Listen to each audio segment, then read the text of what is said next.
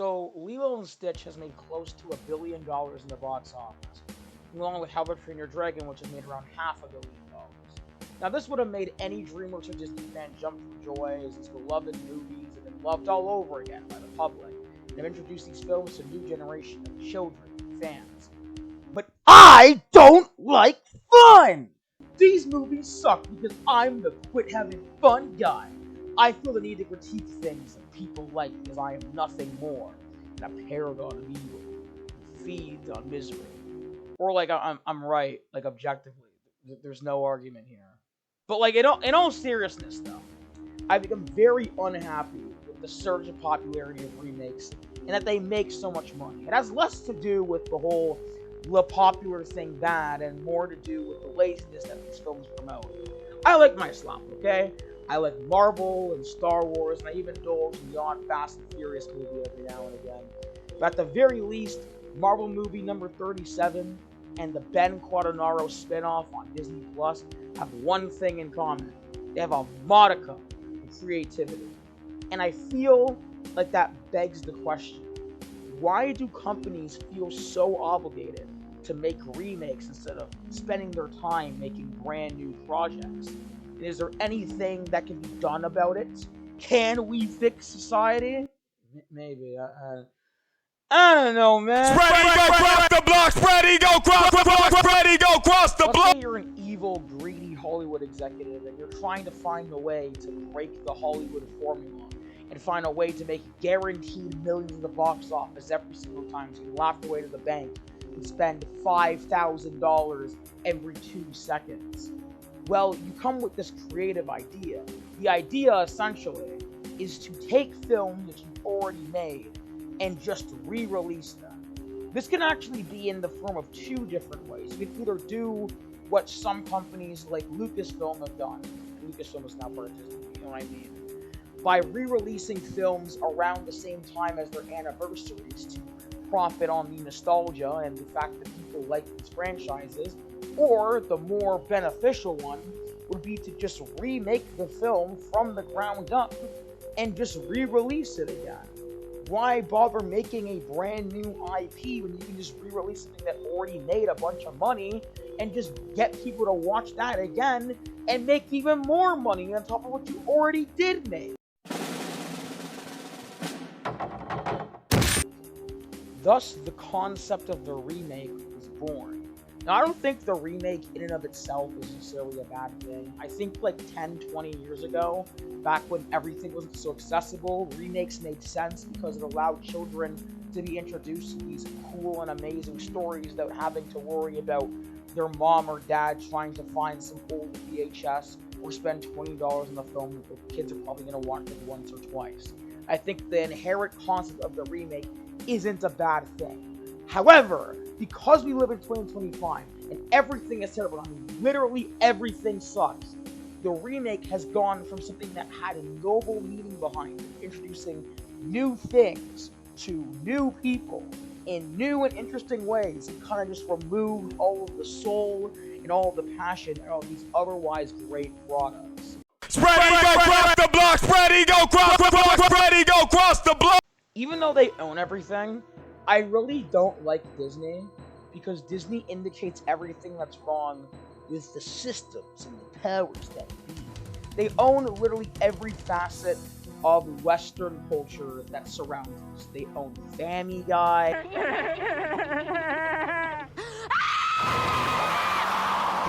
They own Marvel. They own Star Wars. They own National Geographic. That's what you're into. They own literally everything. And I think at one point in time, this is really cool because it means that I can have a streaming service where I can watch American Dad and I can watch Iron Man 3 at the same time. That sounds pretty peak in my opinion. But what Disney has done with this immense amount of profit and income is it allowed them to just kind of get out the slot machine in terms of their remakes. Now, Disney actually isn't new to remakes. The first Disney remake that they actually made was, let's see here. 1994? What the hell? Yeah, their first live-action remake was of The Jungle Book back in Christmas of '94. But you'll actually notice something if you look at the list of remakes adaptations on good old Wikipedia. They're actually kind of tapered off after a certain point, and that's November 22nd of 2000, when 102 Dalmatians came out, which was a sequel to the live-action remake of 101 Dalmatians. We had to wait 10 years for another live-action remake, which was the Alice in Wonderland one that came out in 2010. And at that point, that's when the slot machine really got chugging. Cinderella, Beauty and the Beast, Dumbo, Aladdin, Lion King. Keep going, keep going, keep going, keep going. Now, I think they actually took some interesting approaches to some of these. For example, Alice in Wonderland's live-action remake actually took the approach where the original film happened already, but Alice just doesn't remember it, and they even ended up making a sequel that was a follow-up to the first live-action. And they end up establishing some stuff in this film that kind of makes it stand on its own, separate from the original animated version. And I think that it's something that's kind of interesting, kind of like video game remakes in a sense, where you can like take something that already existed, and you can not only scrub the dirt off of it and remake it from the ground up, you can also kind of add some stuff and make it a brand new and even better product than something that already existed in the past. I think that's kind of cool, and something that they can honestly do a lot more of in some modern reimaginings of these stories. Unfortunately, they didn't do that. They just kind of just made the same thing but worse. The biggest example of why I hate Disney live-action remakes has to be exemplified by the 2019 train wreck that was The Lion King. Now, I know this made a lot of money, and I know that everybody loves The Lion King. I love The Lion King. You love The Lion King. Everybody loves The Lion King. But the issue with this movie is less with like the slight changes that they made and the fact that it was being made in the first place.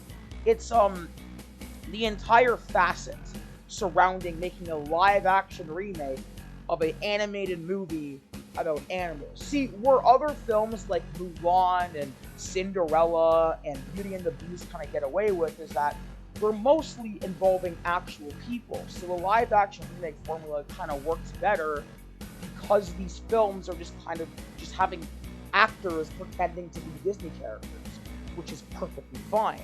But where Lion King and even the Jungle Book live action, the one that came out in 2016, where these fumble, is these movies mainly star, in the Lion King's case, only stars animals. And when you have animals in a live action scenario, they just look extremely bland and boring. I mean, compare the Lion King from '94 to the Lion King from 2019, and it's like night and day. What am I looking at? Where's the soul? What am I? It takes all of the emotion and power out of a lot of the scenes of the movie when you're just looking at what's essentially glorified National Geographic. It just really sucks to see this be the current state of cinema. And also that it made a lot of money, and that they even greenlit a sequel. And by a sequel, I mean it's like a prequel. It's basically like Red Dead 2, but it's Lion King. And that also made a lot of money. But at the very least, the Mufasa film was a somewhat original idea. I don't know, I'm just not really the biggest fan of these live-action remakes. They just kind of take away a lot of the soul and passion that very clearly exists in these old products. If you want to watch these movies and you want to engage with these stories, because Disney Plus is a thing now, just watch the originals and you'll get a much more authentic and better experience watching the original films and watching these live-action remakes that may just kind of take the original story and knock it over the head 40 times. It just feels very lame and boring, and I don't like anything, and I hate fun. Spread ego, cross the block. Spread ego, cross the block. Spread ego, cross the block. Now, this is something that I actually care a lot about, more than Disney. I was a huge How to Train Your Dragon fan. I remember seeing the first movie to death. I even saw the performance that they had on like the musical. I watched the TV show that was Teletoon. I had a bunch of toys, and I was really excited and treated like a whole event for the second movie. So when I heard that they were making a live-action remake of the first How to Train Your Dragon movie, and that it's eventually going to turn into a sequel, I got very angry. I got very upset.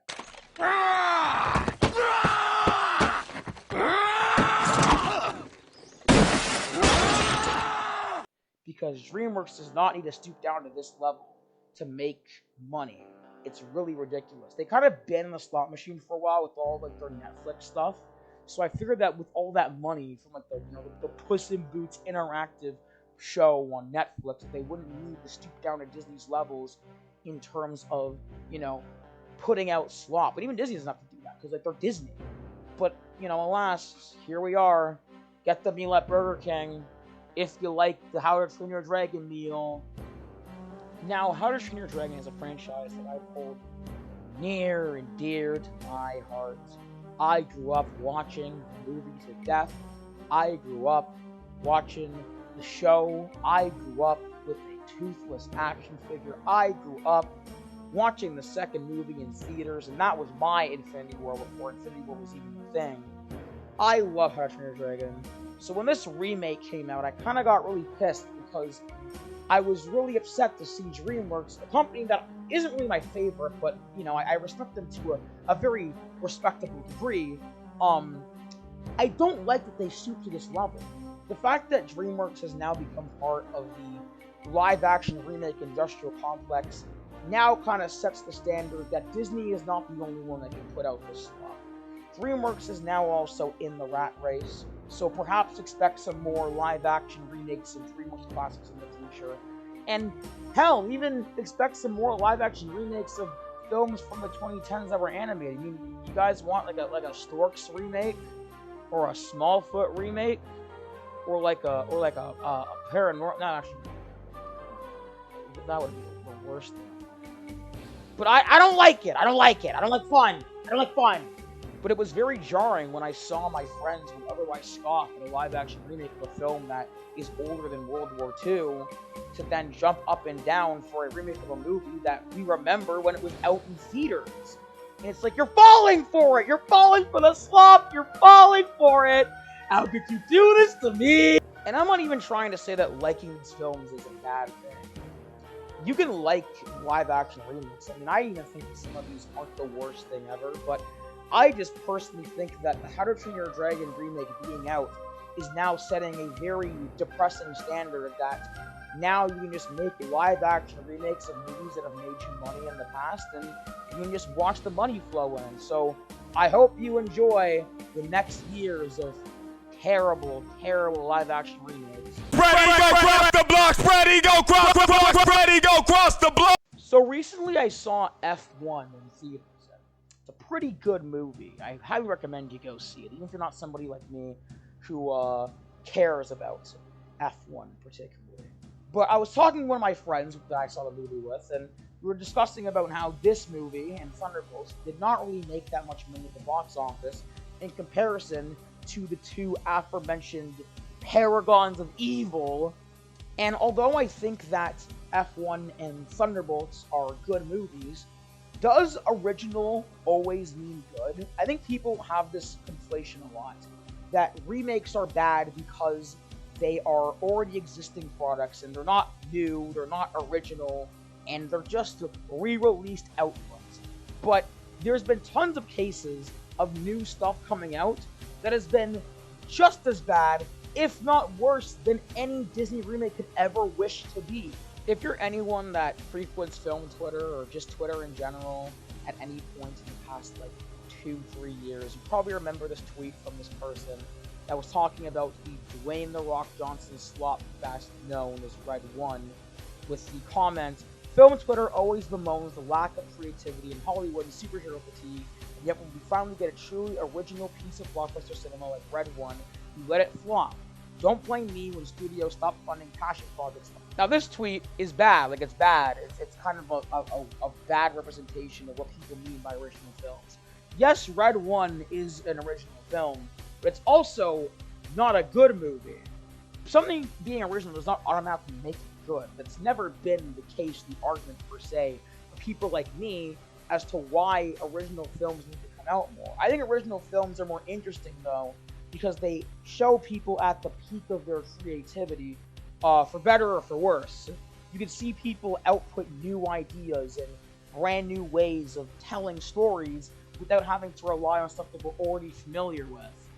I feel like we as humans are very disgusted by the concept of change. It's why, for so many people, it took them a long time to upgrade to a PS5, and not just because scalpers are Satan's greatest soldiers, but because we're more comfortable in things that we know than things that we might not know. There are people that are like older than me that still go to the movies only for Marvel stuff. And you know what? That's perfectly fine. I don't like to throw the word slop around a lot, but I feel like if you enjoy the quote-unquote slop, do not let me stop you. If you like your remakes, if you like your Marvel movies, if you like your Disney Plus stuff, go for it. But I think it is fair to critique these films on the merit that they are very much unoriginal sometimes, and they are kind of stunting creativity. If you're a new up and coming filmmaker and you want to make something that's, interesting, would you rather take risks and create something that people might actually resonate with but that's never been done before, or take a tried and true formula and just kind of milk that for all it's worth? That's the way I feel about remakes, particularly because it's just kind of taking something already existed and either just straight up retelling it or just doing it in a different kind of way. And I kind of feel like that kind of stuff can be done a lot better with brand new stories. Tell brand new story, introduce brand new worlds, and bring more breath and life into the world of cinema.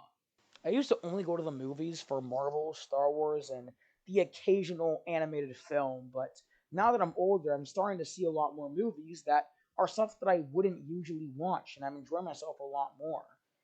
Will this video or videos like mine get people to stop watching live action remakes? Well, no, because the general audience is truly the be all and end all of this whole conversation. But what I do want to impose onto anyone watching this video is that perhaps go out of your comfort zone a little bit. It might feel a lot more comfy to watch a live action remake of something that you watched when you were a kid, to remind you of a time when taxes didn't exist. But you might get just as much enjoyment, or even a little bit more, by watching something that's brand new, that's different, that's exciting. And maybe you might fall in love with something new entirely. So I guess try new things, enjoy yourself, and most importantly, time is a flat circle. Ready, go cross the blocks. Ready, go cross the blocks. Ready, go cross the block. Ben Quaternaros was an inexperienced toon pod racer pilot who raced in the amateur circuits before he entered the Boonta Eve Classic pod race on the planet Tatooine. Okay, alright. What are these words? Toon, Boonta. Man, who cares? He got that on though.